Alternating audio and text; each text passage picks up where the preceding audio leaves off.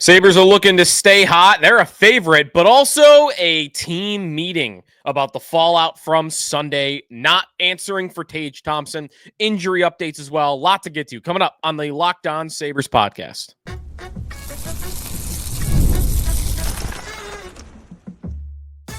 Your Locked On Sabres, your daily podcast on the Buffalo Sabres. Part of the Locked On Podcast Network, your team every day. What is up, everybody, and thanks for making this Tuesday edition of the Locked On Sabres podcast your first listen. We are free and available wherever you get your podcasts. That does include checking us out on our YouTube channel where you can watch the show. Be sure to like and subscribe if you watch us there. Part of the Locked On Podcast Network, your team every day. Today's episode is presented by FanDuel Sportsbook. New customers bet just $5, and if you win, you'll score $200 in bonus bets. Download the app or head to FanDuel.com to get started. Sneaky Joe DiBiase here on a game day. The Sabres and the Blue Jackets tonight. We'll have a full breakdown of tonight's game.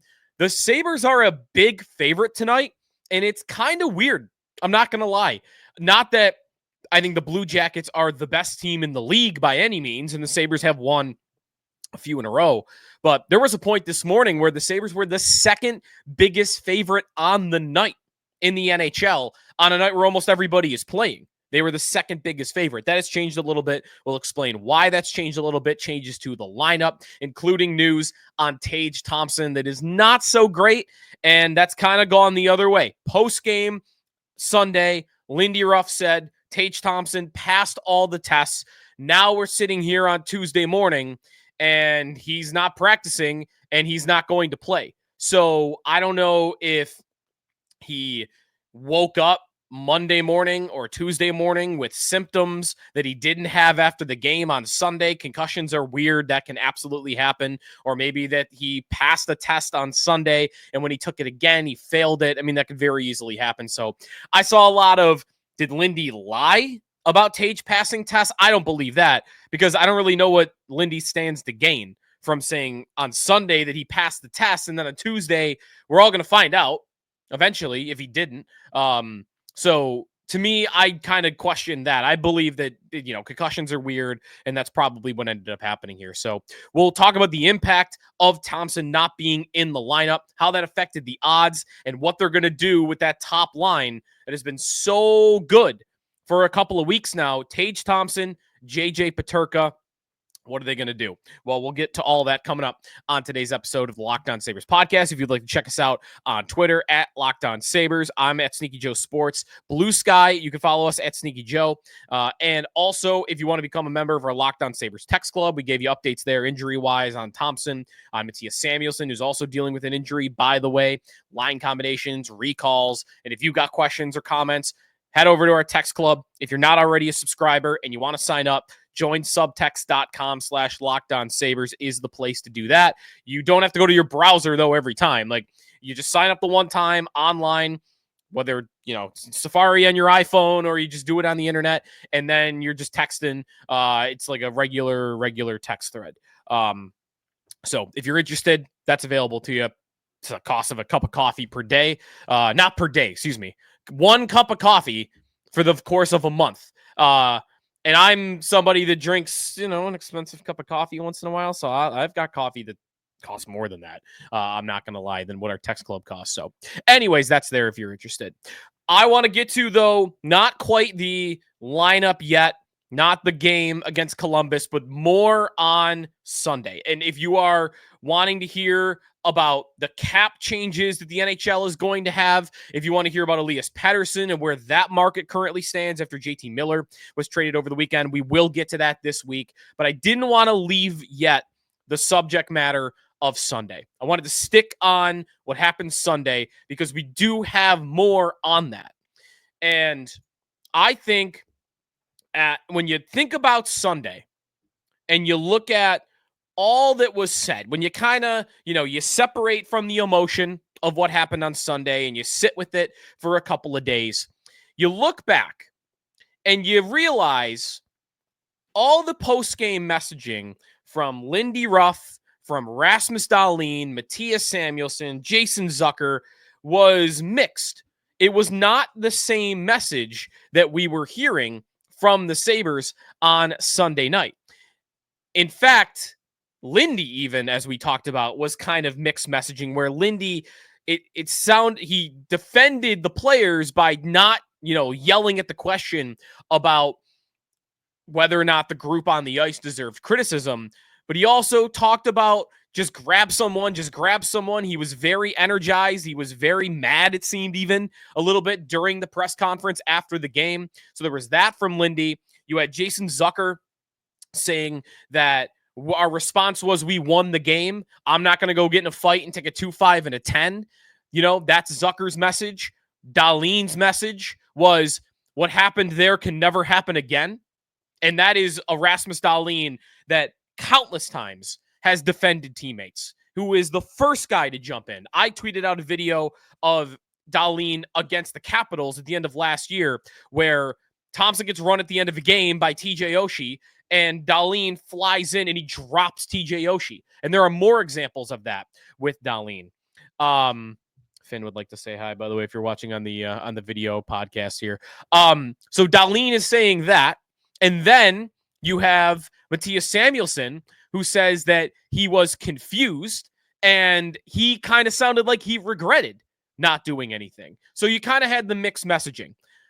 What we had today, Lance Lysowski, Mike Harrington, all the Buffalo Beat guys were passing this around, that this morning, the Sabres said that on Monday, after they canceled practice, they had a team meeting. And the team meeting was to address that no one stood up for Thompson after being hit by Steven Neuwiesen. Alex Tuch saying, quote, "What happened last game won't happen again." So Tuch kind of reiterating the message of Dahlin there. Dylan Cousins says, quote, "I think there's a lot of guys who wish they were on the ice when that happened." That is not necessarily a direct shot at the guys that were on the ice. To me, it's an indirect shot. To me, it's Dylan Cousins, Alex Tuch, and there are guys on that bench that probably, they're all hockey players. They're not all geared the same way. Some guys will have different opinions on it, as we saw in the locker room on Sunday night.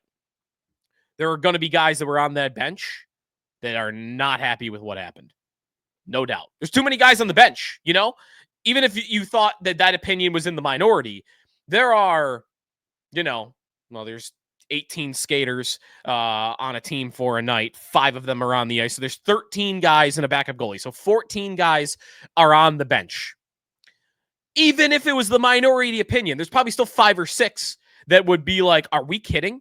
We didn't go after him. No one did anything. And I hazard to guess that number is a lot more than 5 or 6, personally. And Cousins and Tuch just kind of pointed to that they would be 2. They would be the 2 of the guys. Dahlin too. Like the leadership group of the Sabres. This is where I don't want to completely make it a black eye on the whole group. You can make it a black eye on certain individuals. All of the leadership guys, except for one, Samuelsson, all the other leadership group guys, Dahlin said that can't happen again. Tuch, what happened last night won't ever happen again. Dylan Cousins, I think there's a lot of guys who wish they were on the ice when that happened. Tage Thompson has not spoken on it, and I don't think he would throw his teammates under the bus, but Thompson has proved it through his actions in the past. He has gone and defended teammates. There's a clip against Carolina from 2 years ago where Vinny Hinostroza, of all people, got run at center ice, and Thompson immediately went after the dude and dropped the gloves. And you can go search Thompson on YouTube. Thompson fight, Thompson scrum. You're going to find 4 or 5 examples of Tage Thompson defending teammates. Thompson's that way. So that's everyone. It's everyone in the leadership group except Samuelsson. And I think he's got to earn some goodwill with the fan base and maybe even with his teammates. I don't want to pretend to know what the guys think of him after that. I don't want to pretend to know if they blame him or if they understand the excuse, if he didn't really know what was happening.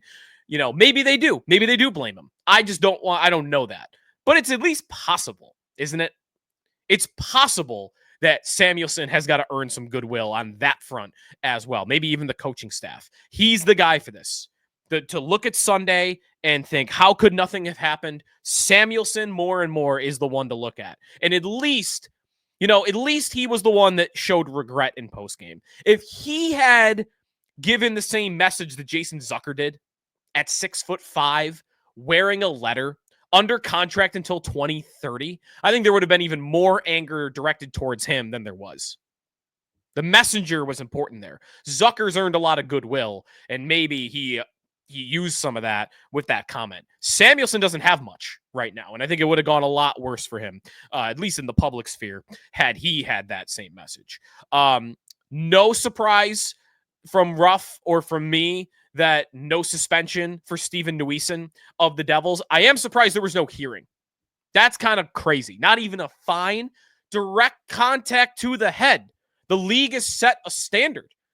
Okay, his elbow wasn't sticking out. Okay, he didn't leave his feet off the ice. They have not set that bar. Guys have been suspended for just making direct contact to the head. And that's exactly what happened here. So, again, I'm not really surprised, but maybe the fact that he got a 5-minute penalty kind of added to this. But to me, there should have at least been a fine, even one of those stupid fines that is like nothing to these guys because of how small it is, $5,000 or whatever it is. But that's what we got from the fallout from Sunday. The Sabres showed that they're not standing for this.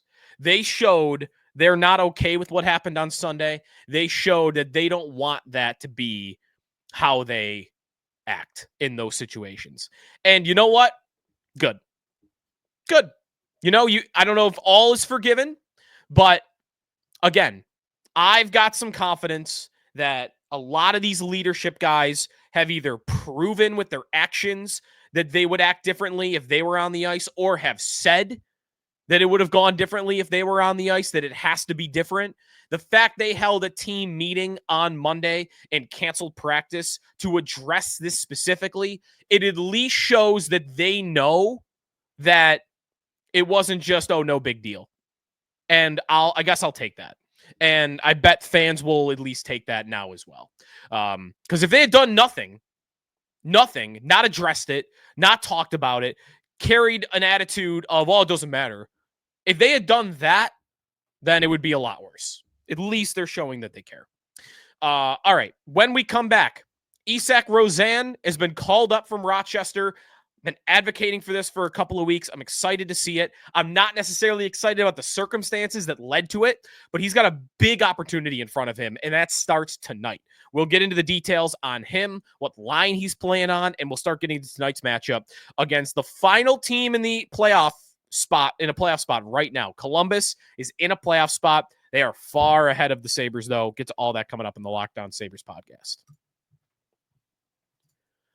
Today's episode of Locked On Sabres presented by FanDuel Sportsbook. I am staring at this Buffalo-Columbus game for tonight at FanDuel. I am loving the emotional hedge tonight. I kind of can't believe the Sabres are as big a favorite as they are. And that has gone down since the lineup has come out. You got to be head on a swivel there. The odds can change, but man, if you like a good emotional hedge, I think tonight's your night. Or if you want to, go for your favorite home team, you could do that as well. But of course, we are all glued on the FanDuel side on the big game coming up on Sunday. Super Bowl 59 is here.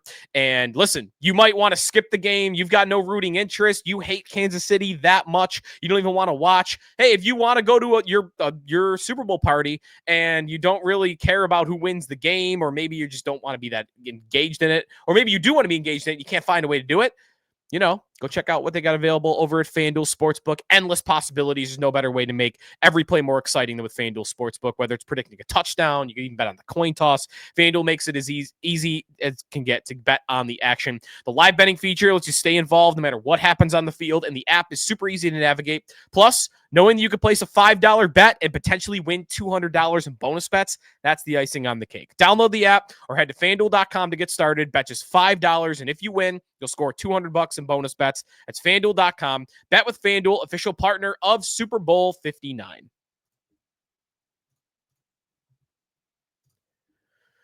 Back here on the Locked On Sabres podcast, the Sabres and the Blue Jackets. 7 o'clock tonight is the fourth of a four-game homestand here for the Buffalo Sabres. They have won the first three, so they are looking to sweep this homestand, which they do not do very often and have not done very often for a very long time, even though they've won three in a row. Just kind of points to how far back they are and how much damage that 13-game losing streak did to the season. Even with this win streak, the Sabres are 12 points back of the Blue Jackets. If they were to win tonight and do it in regulation, 10 points back. And that's without knowing what would happen with Tampa or Boston, who are right behind Columbus right now. Tampa and Boston, by the way, out of playoff spots right now. Detroit has won 6 in a row. The Senators have won 5 in a row. Ottawa is 2 points back of Toronto for second place in the Atlantic Division. Ottawa is having the season that we have dreamed about the Sabres having for a couple of years. Detroit is, somewhat the same. The Sabres, meanwhile, are not, but hey, maybe they can keep the win streak going. If they can get on a 6, 7, 8-game win streak, then maybe we can start to have a conversation, but it really is going to take at least that. So, the thing, though, I want to get to that I'm most interested about tonight, the guy I have my eye on and I'm locked in on for tonight's game is Isak Rosén, who, by the way, I am only like 80% sure what we're doing with his name right now. It is changed 1,000 times. I watched highlights of him from recently in Rochester, the AHL All-Star game. That's what I'm running with right now until we hear differently tonight or something. His name has changed more than any athlete I can remember in Buffalo. Tallinder went from Tallender to Tallinder one time. Sekera went to Sekera. Lidman went to Ludman. Like, often you'll get one change. I don't remember a guy doing back and forth like 3-4 times. And that's not even him doing it. It's just hearing it differently from different people. I never feel like we're on the same page with him. But Isak Rosén, he's up. And I am excited to see him up. I don't love the circumstances. He is going into the lineup tonight in place of Tage Thompson. Now, maybe he was going to anyway because Tyson Kozak has been placed on injured reserve. He is really sick. There's been a bug going around the Sabres for like a month, and now it's hit Tyson Kozak. So he's placed on injured reserve for the time being. Maybe Rosén was going to play anyway, but he wasn't going to play on the top line. He was not going to play on the top line. With Tage Thompson out, he is. Now, it's worth mentioning here. It's been the top line with Thompson out. They've played the most minutes. It's definitely possible, and I might even think likely, they're not going to play the most minutes tonight.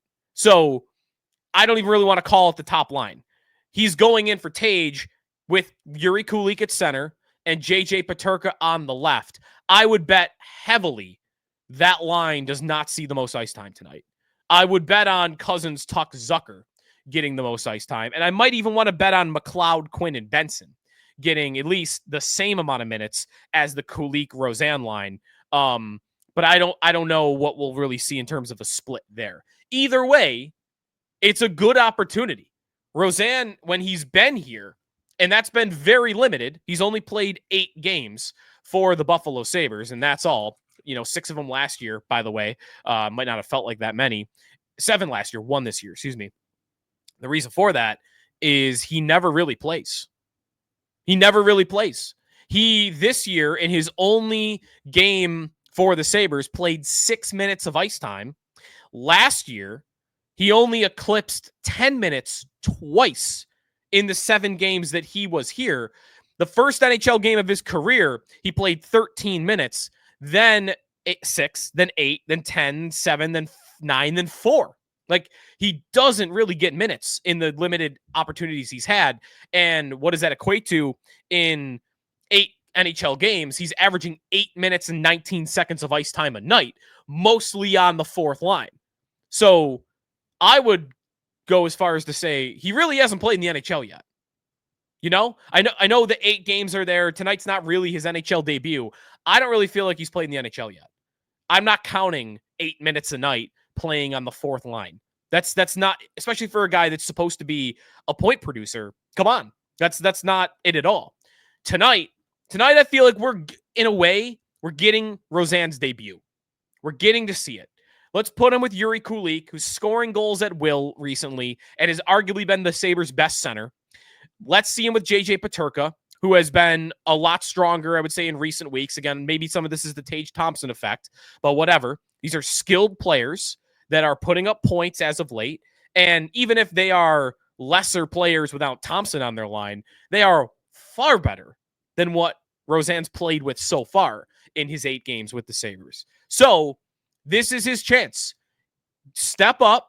You've got 23 goals in 40 games so far this year for the Rochester Americans. You're scoring goals. It's year 4 since you've been drafted. Rosén was drafted in 2021. He was a part of the Ristolainen trade. Ristolainen's had like a full Flyers career. Rosén has not really played in the NHL at all. It's time to go. It's time to turn AHL success into NHL success. And he has had AHL success this year. 23 goals in 40 games. I mean, he's just below a 50-goal pace in the AHL, made the AHL All-Star game. He's basically a point per game. The assist total is a little lower this year, but he's still right there, 39 points in 40 games. He's playing an important role down there. You know, the trajectory's gone up in Rochester. It's just been very slow compared to other first-round picks and what you might be accustomed to for a guy that, by the way, he didn't go at the end of the first round. He went 14th overall, 14th overall. And here we are sitting in 2025, 4 years later, and he still really hasn't played in the NHL. And that's been the cause for me to kind of write him off, And that's not just me. That's a generally accepted view, I would say, league-wide. If a prospect who was a first-round pick is into his 4th season after being drafted and is still not in the NHL, that guy doesn't carry value anymore. But maybe he's able to rebuild it. Maybe if he's able to make the league, if he's able to start contributing at an NHL level instead of just an AHL level and translate that AHL scoring success into NHL scoring success with 2 good scorers in Yuri Kulik and JJ Peterka, then maybe we'll start building towards something with Isak Rosén. So for right now, I'm never penciling him in as somebody that is going to matter to this team at all in the future. But he could change my mind on that. He can earn that.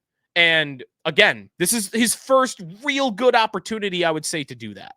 And maybe that's a thought, in his defense is, well, Joe, how can you judge him that harshly when we haven't really seen him? And I think that's fair. That's the fairest counterpoint about Rosén not being a contributor at the NHL level yet, is he really hasn't had a shot. He really hasn't been giving a chance. So that's going to happen tonight against the Columbus Blue Jackets. And I'm excited to see it. I would prefer Thompson being the lineup, of course. But hey, you gotta take it with what you get. So for tonight's game, we'll get into what the lineup looks like otherwise, with Rosén kind of penciled into that Thompson spot, Samuelsson out. And why are the Sabres such a big favorite tonight against a team that is in a playoff spot? Try to explain that too when we come back here in the Locked On Sabres podcast. Welcome back, Locked On Sabres. It is a game night. I will be going to the game tonight. If you see me, feel free to say hi. I, though, have not decided what jersey to wear between my old school classic Jim Lorenz jersey or my black and red Max Afinogenov jersey. But it's one of those two. I'll give you that. Anyways, tonight's game, we talked about Rosén being in the lineup. We'll show you the entire thing. And why are the Sabres such a big favorite? Well, that has gone down. There was a point this morning where the Sabres were minus 182 on the money line for FanDuel Sportsbook. Now, at time of recording at least, they have dropped to minus 154. And again, man, this is like the stock market today. Honestly, this graphic that I'm showing right here on our YouTube channel, taking it down. It's aged. It's not accurate anymore. When that graphic got sent to me with the updated odds, 20, 30 minutes before recording here, that was updated. Minus 154. The Sabres, as mentioned, were like minus 182 this morning. Now that I'm opening FanDuel again right now, 20 minutes later, minus 172. They're back up to a huge favorite in tonight's game. And I don't know what's happening there, if there's betting money coming in on one side or another that's pushing one line. That can happen, right? There's so little action that goes in on NHL games in comparison, to NFL or NBA, in comparison, that you wouldn't really think that there are a lot of big bets that could sway anything one way or another, but maybe that's what's happening. Or maybe they're just moving the meter based on lineup news and who's starting in goal, of course. And of course, who's been in the lineup. And that was Mike Shope texted me this morning. Like, Sabres are minus 178 or whatever they were at the time. And I'm like, okay, I saw that text. I'm like, really? They're that big a favorite? So I go on FanDuel. I see that they are. And I'm thinking, like, okay, what explains that? And the first thought I had was about the Columbus lineup. The Blue Jackets are a weird team this year. They have been emotionally charged all year long. They're playing for Johnny Hockey, right? They are playing for Johnny Gaudreau. It's an amazing story. I'm rooting for them to make the playoffs. It'd be such a cool thing if they did. So I'm rooting for them. But are they good? The answer is probably not. It's kind of amazing that they are in a spot. They've had bad goaltending all year long. Both their starters are well below a .900 save percentage, which is league average. Their lineup isn't like that wowing, and their advanced numbers don't look very good. If you look at their 5-on-5 numbers, shot attempts, expected goals, they're not good. They're 26th in the NHL in expected goals for. The Sabres are only 25th. But, like, that's Columbus. Like, they're not dominating possession. Tonight, I mean, how many Sabre fans you're going to think that the second-line center for tonight's game for the Blue Jackets is made up? Luca Del Bel Beluz. That's their second-line center tonight. Again, you're going to think he's made up. They've got guys. I mean, Adam Fantilli, Cole Sillinger, Kent Johnson. Like, they've got some young talent. But none of these guys are superstars. The reason that I figured, hey, maybe the line is that because Columbus lost their best scorer. And Columbus, actually right now, if you look at it, they are playing without their two best players. I want to double check that because Zach, again, like things are moving here so quickly, recording in the middle of the day. Zach Werenski, who I saw a good argument should be in the Hart Trophy conversation this year if Columbus makes the playoffs. And I kind of support that. He's been incredible, above a point per game. He's putting up the numbers. I wouldn't vote him to win it, but I support him being like a nominee or a finalist. He's been that good. Was not on the ice for practice in Columbus just a few minutes ago. So no Werenski. That matters huge. He's number one on the team in scoring. Number two on the team in scoring is Kirill Marchenko, and he broke his jaw on Sunday against the Dallas Stars. They lost to Dallas 5-2 on Sunday. And Marchenko, who on the year, 21 goals in 53 games, 55 points in 53 games. He leads the NHL in plus minus. I'm not a big plus minus guy. Most aren't, but there's that. He's not playing either. So your top two players aren't playing, maybe that goes, that's all you need. Maybe that is the simple explanation for why the Sabres are such a big favorite. But the Sabres are also without their best player. No Thompson tonight. So I would have thought that would have evened it out a little bit. Sabres still a huge favorite. It's a weird line to me. All that is to me is I'm sadly going to be taking the emotional hedge tonight. My sneaky good bet of the night is Blue Jackets in regulation. So they're plus 128 on the money line if you wanted to bet them to win in 60 minutes. So if it goes to overtime and Columbus wins, you don't win the bet. If they win in regulation, I got it at plus 242 this morning, and you could probably get close to the same right now. That's my sneaky good bet of the night. Again, emotional hedge. So you're rooting against your own bet, but hey, if the Sabres don't win tonight, then at least you come away happy a little bit. So that's the quick look at what we're looking at for the Columbus side of things and the odds. The Sabres for tonight, just to go through the lineup one more time: Kulik, Peterka, and Rosén, Cousins, Tuck, and Zucker, McLeod with Benson and Quinn, and then no Tyson Kozak. So Krebs will be centering Beck Malenstein, and Sam Lafferty appears as though he's going to re-enter the lineup. He has really had a tough year. He has not given the Sabres much of anything, in my opinion, on that fourth line. Hasn't played in a couple of weeks. Lafferty looks like he'll re-enter the lineup unless they want to go 7 defensemen. That could be Dennis Gilbert. But the blue line looks as such. Byram with Dahlin, Power with Clifton, and then Bryson with Yoki Haru. And then Luukkonen, it looks like, I think, will start in goal, but we don't have that official to my eyes just yet. So, should be a fun game. Another home game, Tuesday night against Columbus. Once upon a time, not to bring up bad memories, but I do believe last year when the Sabres lost like 9-2 to Columbus, that was a Tuesday night game where the building wasn't very full. So I hope it goes better this time. But again, if you're going to follow my lead on the Blue Jackets to win in regulation bet, then maybe you won't be too upset. All right, enjoy the game. We'll see what happens. Get any physicality? Do the Sabres feel like they need to show the world that they're tougher than you saw on Sunday? Maybe I would expect that. If anybody on the Blue Jackets looks at a Sabre the wrong way, you might see an overcorrection. You might see an overreaction that, I'm not going to be mad at. It's just, hey, we need to show everybody that we're not, what, after Sunday. So, borderline hit, drop the gloves. Everybody starts fighting. That really could create fireworks tonight, and that could make the game even more fun. So we'll see what we get. If you're looking for a change up, you want some football talk, Joe Marino's got you covered on Locked On Bills. He had some really good stuff on the Myles Garrett trade conversation from the Cleveland Browns. Would definitely recommend checking Joe out. And I'm very into fantasy hockey down the stretch here, especially with fantasy football over. And if you are too, steal and flip, best you're going to find on your fantasy hockey tips and tricks. You can check them out also on the Locked On Podcast Network, wherever you get your podcasts. We'll talk to you tomorrow, though, here on the Locked On Sabres podcast, part of the Locked On Podcast Network, your team every day.